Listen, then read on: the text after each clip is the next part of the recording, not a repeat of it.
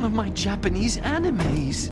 Hello everyone, welcome to the Low Budget Otaku, and today we're looking at a figure from Metal Gear Solid. If you don't know what the Metal Gear Solid video games are all about, let me ask you, what rock have you been living in? Well, if you don't know the Metal Gear Solid series, it's not going to be easy to explain to you the role of this figure and this character. The Metal Gear Solid story is not exactly straightforward and easy to explain. From decades of video games coming out, you got a problem on your hand. How can I tell? Which character is this character's brother? Who is his father? Who's this clone? Is this character his daddy? Is this mommy? Who betrayed who? Is that Liquid Snake? Solid Snake? Gas Snake? Water Volatile Snake? Is this guy immortal? Or is he just a really good dancer? Why is Trump all jacked up? Is Quiet best girl? Will feminists keep complaining about unrealistic beauty standards when she's a real person? What Metal Gear do you have to shove up your ass in this game? How does a tiny human being defeat a machine capable of launching nuclear missiles? These are the emotional questions that we as fans will keep in our hearts and will never see answered. But of course, Metal Gear is also a lot of cool characters, like the cyborg ninja from Metal Gear Solid 1. From his first appearance in Metal Gear Solid 1, our tiny minds just blew up. Even with those terrible PlayStation 1 graphics, there are moments we will never forget. This character was so awesome that the developers decided to copy him not once, but 2 times. Hey Kojima, nice going, out to turn a character that was mainly hated by almost everyone into the replacement of one of the coolest characters you ever had. An even better job when you decided to give the helms to Platinum Games and make it even better as we could control him. But we already have a review for the Raiden figure, so let's move on. As a Metal Gear Solid fan, I always wanted to have the play as Sky Cyborg Ninja, but this was an old figure and the pricing could be a little bit ridiculous. I need to actually come down because I saw this at 300 to 400. But hey, years later a bootleg came out, so I decided to get it. So let's see if it actually holds up. Well, for starting, the painting and the sculpting this figure looks amazing for the most part. There is great color separation and the colors are very vivid. All the lettering is readable and it's all in the places that it should be.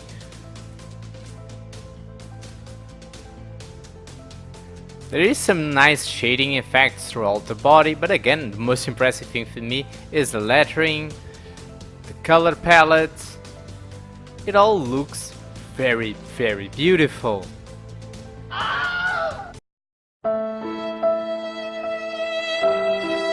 Unfortunately, the curse with the latest bootlegs I've got seems to continue and smudges appear. They're not that distracting overall. Unless you're close up, you will not notice. I'm thinking of maybe painting it myself to try to fix that problem, but for now it does not bother me that much. What does bother me is a completely broken and poorly packaged box. Hello darkness, my old friend. I've come to talk with you again.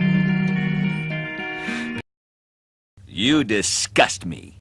It came so broken that it was already open from the side. It's almost a miracle that the figure itself survived. Well, it mostly survived. So let's take a closer look. This guy does not bring a lot of accessories, he only brings 3 hands, 2 open hands and the hand that grabs the sword. Let's take the hand that grabs the sword out, replaced by the open hand, so we can take a look at its articulation. Now, the first impressions that you get with this guy are actually good. You can see the head is in a double ball joint. It moves very freely. Then we have a problem in the shoulder. Those little plastic things should get out of the way easily, but they don't. We have a butterfly joint in the shoulder, and that one actually works pretty well. But the hinge there is just very loose, so it actually has a harsh time. See, the butterfly joint works very well, and it's that one works fine. The problem is in the ball hinge of the shoulder is very loose. Then you have a swivel in the arm that works very well.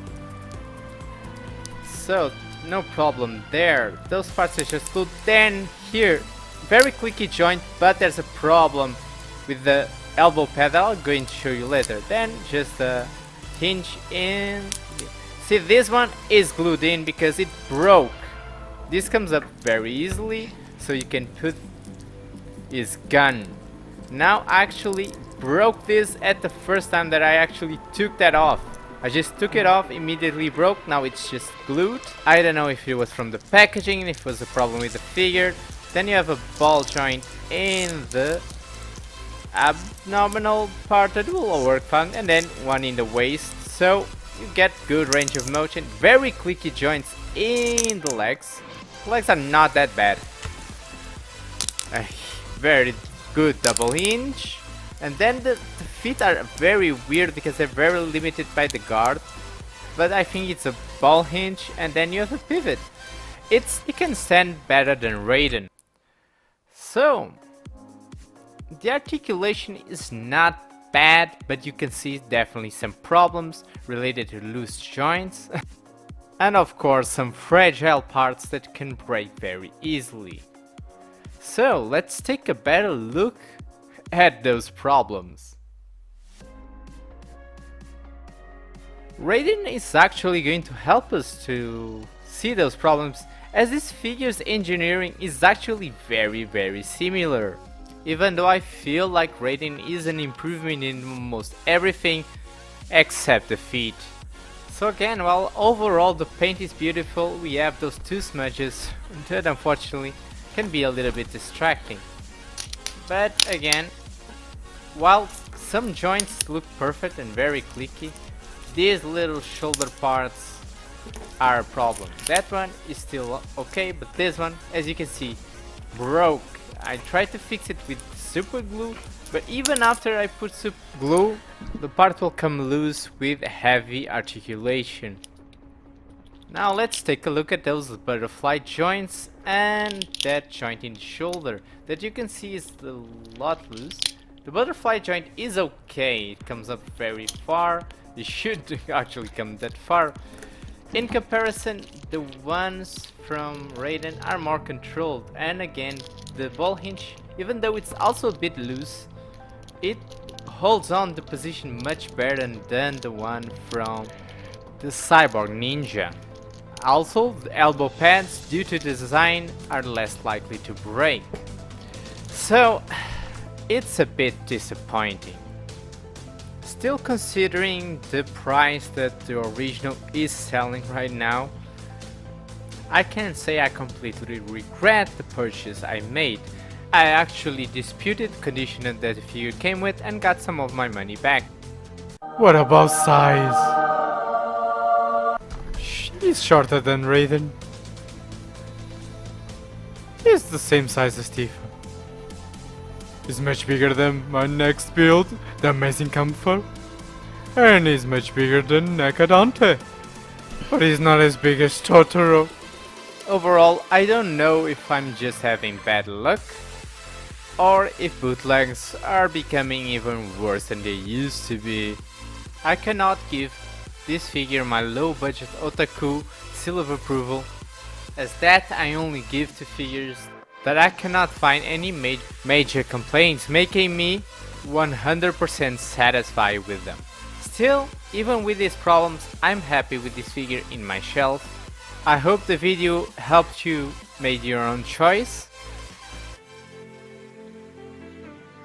If you enjoyed this review, please leave a like. It helps my channel grow and improve. Tell me what you think about the figure. Are you interested? Do you think it's worth it? If you want more figure reviews, model kit reviews, especially Gunpla, I don't know, of course Evangelion, and maybe some anime and movie related content, don't forget to subscribe. I will always have at least 2 videos a week, Wednesday and Sunday. See you next time. Let's rock!